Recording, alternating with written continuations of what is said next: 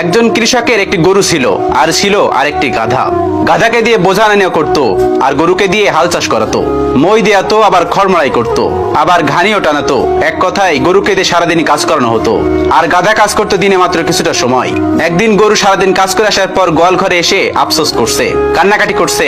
এটা দেখে গাধা গরুকে জিজ্ঞেস করে, কিরে কান্নাকাটি করছিস কেন? তখন গরু গাধাকে বলছে, তুই আমার দুঃখের কি বুঝবি? আমি তো সারাদিন কাজ করি আর তুই তো কাজ করিস দিনে কিছুটা সময়, তুই কি বুঝবি? তারপর গাধা বলছে, তুই তো বোকা, তাই তোর সাথে এমন হয়। তুই যদি আমার তো চালাক হতিস তাহলে তোর সাথে তো এমনটা হইতো না। তখন গরু হাসতে হাসতে বলছে, যার নামই গাধা সে আবার আমাকে বোকা বলছে। তখন গাধা বলছে, আরে মানুষ আমাকে গাধা বলতেই পারে, কিন্তু আমি আসলে গাধা নই। তোর একটা বুদ্ধি দিই, সেই বুদ্ধি অনুযায়ী কাজ কর, তাহলে দেখবি তোর তেমন কাজ করতে হবে না। তখন গরু বলল, তোর বুদ্ধির আমার দরকার নেই। গাধা বলল, আরে আমার বুদ্ধিটা একদিন শুনেই দেখ। গরু তখন বলল, ঠিক আছে। গাধা বলল, কৃষক যখন তোর ডাকতে আসবে তখন তুই উঠবি না, যতই ডাকাডাকি করুক না কেন তুই উঠবি না, হেল ধরে বসে থাকবি। তখন গরু বলল, ঠিক আছে। পরের দিন এসে কৃষক গরুকে টানাটানি করলো, কিন্তু গরু উঠলো না। ডাক্তার নিয়ে আসলো চিকিৎসা করানোর জন্য, তবু উঠছে না। গরু হেল ধরে বসে থাকলো। তারপর ওই কৃষক কোনো উপায় না পেয়ে গাধাকে নিয়ে গেল হাল চাষ করানোর জন্য।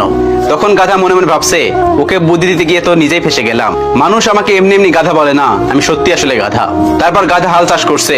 হাল চাষ করা এতটাই কষ্টের, গাধা সহ্য হয় না। তারপর গাধা মনে মনে ভাবলো, একটা প্ল্যান করা যাক, আমিও শুয়ে পড়ি। তারপর গাধা সেখানে শুয়ে পড়ে, আর উঠছে না, কোনোভাবে উঠছে না। তারপর কৃষক একটা লাঠি এনে গাধাকে পেটাতে লাগলো। পেটানি সহ্য করতে না পেরে গাধা মনে মনে ভাবলো, বিরিয়ানি খাওয়ার থেকে হাল চাষ করাই ভালো। তারপর হাল চাষ করতে লাগলো। বাড়িতে আসার সময় মনে মনে ভাবছে, কালকে যেভাবে হোক গরুকে হাল চাষ করাতে পাঠাতে হবে। এভাবে কয়েকদিন পরিশ্রম করলে আমি আর বাঁচবো না। তারপর বাড়িতে যাওয়ার পর গাধাকে দেখে গরু বলছে, কি কেমন লাগে, সারাদিন কেমন কাটালি? তারপর গাধা বলছে, আরে তেমন কিছু না, এসব তো আমার কাছে কোনো ব্যাপারই না। তখন গাধা গরুকে বলছে, তোর ভালোর জন্যই বলছি, কালকে সকাল সকাল তুই হাল চাষ করতে চলে যাস, নইলে কিন্তু তোর রক্ষা নেই। তখন গরু বলল, কেন? তখন গাধা বলল, আজকে বাসা আসার সময় কৃষকের সঙ্গে আমার কথা হয়েছে। সে বলল, গরু যদি 2 দিনের মধ্যে হাল চাষ করতে না যায়, সে নাকি জবাই করে মানুষের কাছে বেচে দেবে। এ কথা শুনেই তো গরুর কাপ উঠে গেল আর দাঁড়িয়ে পড়লো। আর গরু বলছে, মৃত্যুর থেকে হাল চাষ করা অনেক ভালো। তখন গাধা মনে মনে বলছে, যাই হোক গানটা কাজ করেছে, কালকে থেকে আমাকে এত কষ্ট করতে হবে না। পরদিন সকালে কৃষক এসে দেখলো গরু উঠে গেছে। তখন কৃষক অনেক খুশি হয়ে ছেলেকে ডাক দিল। তার ছেলেকে ডাক দিল, কইরে খোকা এদিকে আয়, আর একটা লাঙল জোড়া নিয়ে আয়। গরু ঠিক হয়ে গেছে আর গাধা অনেক সুন্দর হাল চাষ করে। আজ থেকে তুই গাধাকে দিয়ে হাল চাষ করাবি আর আমি গরুকে দিয়ে হাল চাষ করাবো। আর হ্যাঁ, যাওয়ার সময় একটা শক্ত লাঠি নিয়ে যাস। গাধা কিন্তু মাঝে মাঝে ভান ধরে, পিটানি না দিলে কাজ করতে চায় না। এই গল্প থেকে আমরা কি শিখতে পারলাম জানেন? অতি চালাকের গলায় দড়ি, আর কাজ কখনো ফাঁকি দিবেন না। কাজ ফাঁকি দিলে জীবনে কিছু ভালো হবে না, পরে নিজেই বিপদে পড়ে যাবে। আপনার পাশে কেউ একজন খুব কম কাজ করে বেশি স্যালারি নিচ্ছে, কিন্তু আপনি যদি এটা দেখে আফসোস করেন আপনি তার মতো হতে চান, তাহলে আপনি জীবনে কিছুই করতে পারবেন না। তার জায়গায় সে, আপনার জায়গায় আপনি।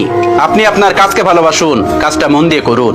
কাজ একদিন আপনাকে ভালো জায়গায় নিয়ে যাবে। হিংসা ভাব অলসতা নিয়ে কখনোই আপনি ভালো জায়গায় পৌঁছাতে পারবেন না, উল্টে বিপদে পড়ে যাবেন। একটা ছেলে প্রথম ঢাকায় এসে একটা কোম্পানিতে জব নেয়। একসাথে জয়েন করে 24 জন। প্রথম দিন ডিউটির পর কষ্টের জন্য 22 জন চলে যায়, থেকে যায় মাত্র 2 জন। তখন তারা অনেক কষ্ট করে আর এভাবে 6 মাস চলে যায়।